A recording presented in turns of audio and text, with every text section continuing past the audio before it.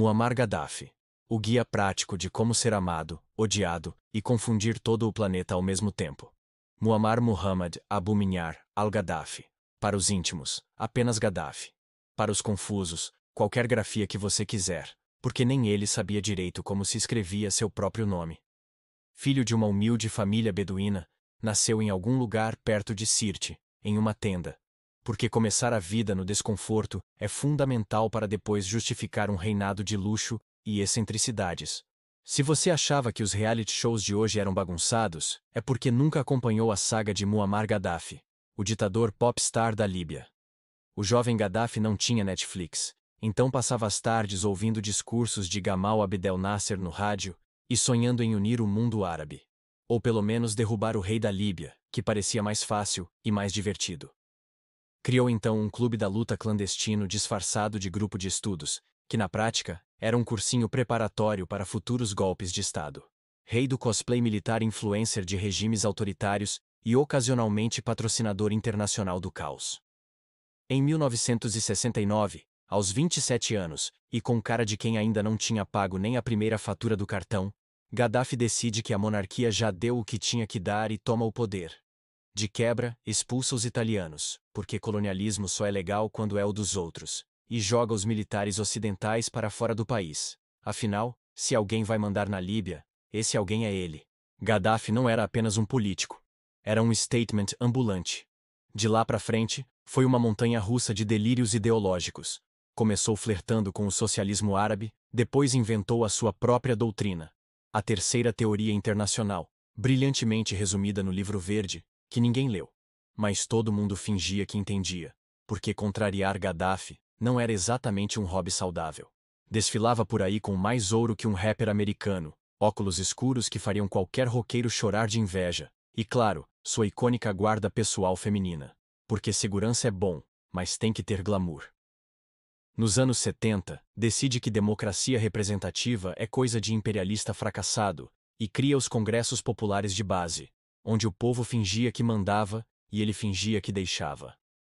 Chamou isso de Jamahiriya, que significa, em bom árabe burocrático, Estado das Massas, onde massa obviamente era ele próprio, e de beduíno a dono do país, literalmente. E claro, como todo bom vilão geopolítico, Gaddafi se meteu em tudo que é confusão internacional.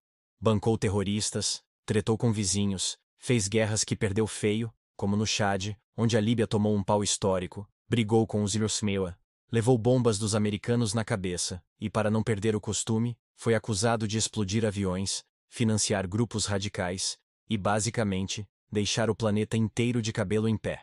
Mas como todo plot twist exige, nos anos 2000 resolveu que ser vilão internacional dava muito trabalho e tentou limpar a barra.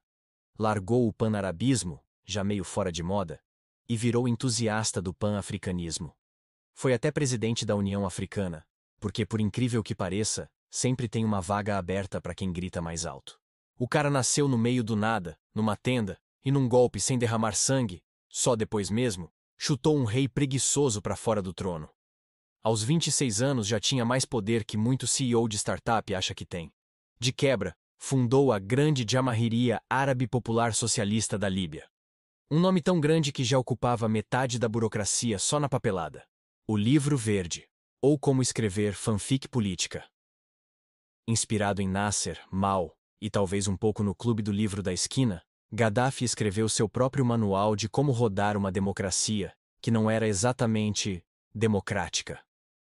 A tal da Terceira Teoria Universal era tipo, nem capitalismo, nem comunismo. Um terceiro caminho que basicamente consistia em eu mando, vocês fingem que decidem. Na prática, funcionava assim. 187 congressos populares decidiam tudo, desde que Gaddafi aprovasse antes. Uma democracia tão direta que dava a volta e batia na ditadura de novo. Quando o petróleo vira PIX nacional, se existe algo que até os haters de Gaddafi precisam admitir, é que o cara sabia administrar dinheiro. Desde que fosse o dele, é claro. Nacionalizou o petróleo, chutou empresas estrangeiras, e de repente a Líbia virou aquele primo rico da África. Educação subiu, mortalidade infantil caiu, PIB disparou, e ele ainda fez um projeto de irrigação tão absurdo que até hoje parece ficção científica. O tal do grande rio artificial, pan-africanismo e outros delírios de grandeza. Depois de perceber que os árabes não queriam brincar de união, vide Egito e outros vizinhos rindo dele, Gaddafi virou a casaca e abraçou o pan-africanismo. Queria criar os Estados Unidos da África, com moeda própria, lastreada em ouro porque o cara não sonhava pequeno. Exército único e passaporte continental. Basicamente, um Eurovision africano, só que sem a música, e com mais tanques. Se não fosse por essa ideia, ele talvez não teria virado persona non grata em metade dos palácios presidenciais do continente, que não curtiram muito essa história de abrir mão do próprio quintal. Se não der certo no amor, vai no terrorismo mesmo. Gaddafi também tinha aquele hobby peculiar de financiar grupos revolucionários, ou terroristas, dependendo se você lia a história pela CNN ou pela Al Jazeera. IRA, grupos palestinos, Charles Taylor, Idi Amin, aquele do Uganda, que fazia Hannibal Lecter parecer vegetariano. A lista de amigos do rolê era de fazer qualquer delegado da Interpol suar frio. E claro, não dá para esquecer o episódio do voo Pan Am 103 em Lockerbie e outros atentados, que renderam a Gaddafi aquele selo premium de vilão global, carimbado com gosto pelos EUA, Reino Unido e boa parte da Europa. Ronald Reagan. O ex que não superou. Tamanha era a tensão que em 1986 Ronald Reagan decidiu parar de ameaçar e partiu para a tapa. Bombardeou Trípoli e Benghazi. Resultado? Gaddafi sobreviveu e voltou mais pistola, mais paranoico e, obviamente, com mais trajes espalhafatosos. Da capa da Forbes à lista da OTAN. O problema é que a própria população líbia cansou de viver no rolê distópico de Gaddafi. Quando chegou a Primavera Árabe, a galera pegou em armas e, com uma ajudinha básica da OTAN, decidiu que 42 anos de maluquices já era tempo suficiente. Resultado: Gaddafi foi encontrado escondido num cano de esgoto em Sirte, capturado e morto, encerrando uma carreira que misturava ditadura, stand-up político, megalomania, teorias bizarras e figurinos que fariam inveja a qualquer desfile de moda conceitual.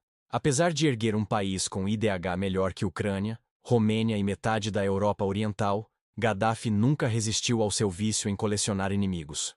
Deu trela demais à oposição interna, tratou a dissidência como hobby de tortura, e quando chegou a Primavera Árabe, bom, o Netflix não faria um roteiro tão insano. Foi deposto, caçado, linchado e morto em 2011, um fim digno de quem viveu sempre no limite entre o megalomaníaco, o visionário e o vilão de filme B. Gaddafi foi o resultado de um cruzamento entre Che Guevara, Donald Trump, Kim Jong-un e um designer de moda frustrado. Um homem que levou a sério demais o ditado: se é para tombar, tombei. Fez da Líbia uma potência africana, mas também transformou o próprio país num laboratório de suas loucuras políticas, geopolíticas e estilísticas. Querido por uns, odiado por outros, acusado de financiar terrorismo, cometer abusos e, claro, de ter o pior gosto fashion da história das ditaduras, Gaddafi foi uma dessas figuras que fazem a humanidade se perguntar: como é que isso foi possível por tanto tempo?